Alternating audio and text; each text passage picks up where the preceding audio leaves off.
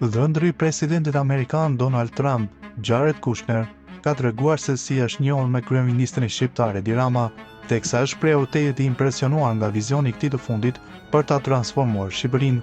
Gjatë një fjale të mbajtur online në forumin Future Investment Initiative, Kushner, i cili është një nga folësit e forumit, tregoi historinë se si është njohur fillimisht me kryeministrin Rama dhe se sa impresionuesi është dukur projekti që kreu i qeverisë shqiptare ka pasur në mendje për zhvillimin e turizmit në vend.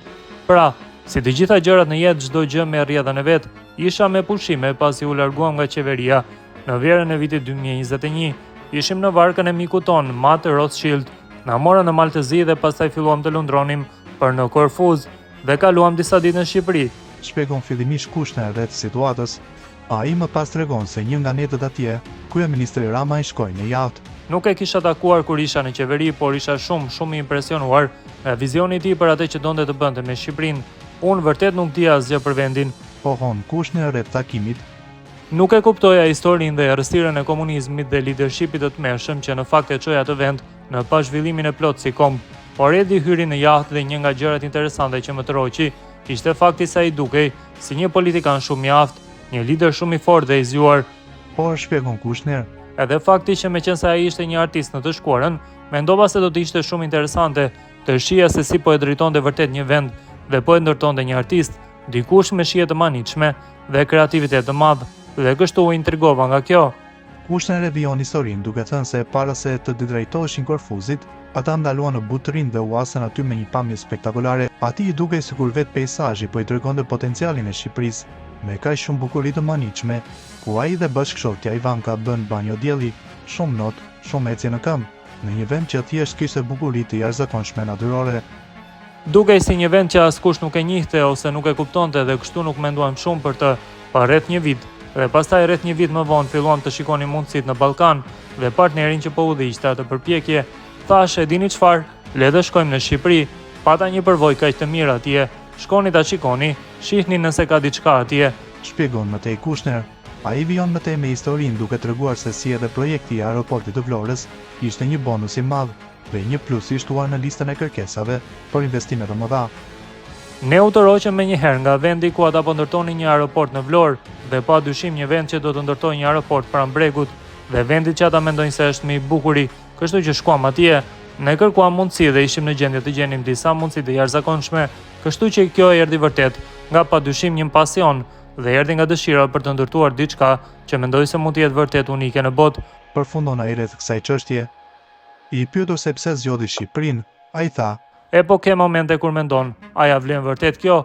E di për çfarë drejshin po e bëj këtë, por isha shumë kurioz që kaluam rreth një vit duke kuptuar vërtet tregun, demografinë, trendet, rritjen e dy fish të vendit, ritmin e Europës, por pastaj duhet të thuash, në rregull, a do të jetë ky vend i cili historikisht ka një reputacion paksa të përzier, një vend i pastër?"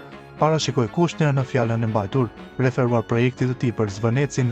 Ai më herët pati rrëfyer dhe se si kishte takuar Edi Ramën dhe e vlerësoi lart figurën e liderit shqiptar duke vënë theksin te shija e tij e hollë estetike për zhvillimin e vendit duke parë edhe të kaluarën si artist.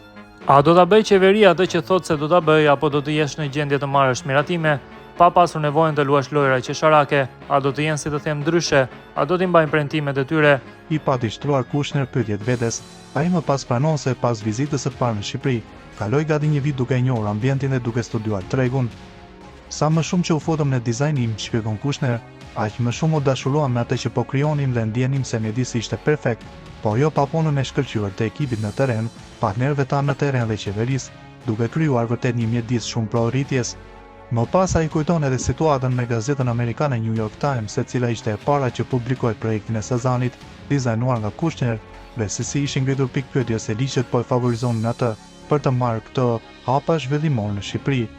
Po dëgjoja pak panelin e fundit dhe ata po flisnin për atë që duhet të ndodhë në mënyrë që vendet të rriten dhe qeveria në Shqipëri ka bërë të gjitha këto gjëra dhe kjo çon në investime që çojnë në prosperitet, që çojnë në vëmendje dhe në turizëm, shpjegoi ai më tej.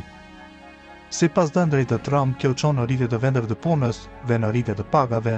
Gjërat e dhura po ndodhin këtu dhe kështu kam qenë shumë krenar që e kam tekstuar këtë dhe e dini, ka marrë shumë reagime të shkëlqyera nga shqiptarët kur shkojnë në vend dhe në diasporën shqiptare. Edhe dje takova një zotëri i cili tha: "E dini, unë jam nga Shqipëria, do të kthehem këtë verë në Vlorë."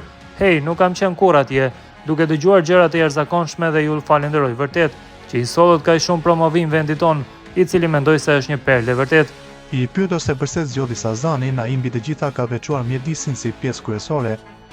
Mjedisi natyror dhe ajo që e bën këtë vend kaq të veçantë është mjedisi që ndodhet atje. Dhe kështu kemi punësuar Arupin, i cili është një nga inxhinierët kryesorë në Europë për të na ndihmuar me programet e duhura të konservimit. Nëse nuk e respektojmë mjedisin, zhvillimi që do të krijojmë atje nuk do të jetë aq i veçantë, kështu që duhet të sigurohemi që të ruajmë vërtet mjedisin. Në fakt, sipas Kushner, qarkulloi mediatikisht edhe një histori që thoshte se ata po dëmtonin një del plumi, por që më pas doli që ishte 8 milje larg dhe nuk ishte të bënte fare me projektin e tyre. Ky projekt është 60 milje nga Italia, 60 milje nga Korfuzi dhe siç thash ka një aeroport të ri që do të hapet shumë shpejt dhe do të jetë 10 minuta larg me makinë nga ky projekt, kështu që bukuria natyrore është e pabesueshme. Kushner shton mëtej. Vendodhja është e jashtëzakonshme dhe ndodhesh pikërisht në mes të mesdheut, por përsëri për shkak të historisë së keqe që ky vend kishte deri në vitet 90, ishte vërtet i pazhvilluar, kështu që nuk ka një mundësi të tillë në mesdhe ku ka pasur shumë zhvillim dhe pastaj gjithçka është e mbirregulluar, ku asgjë nuk mund të ndërtohet dhe asgjë nuk mund të bëhet.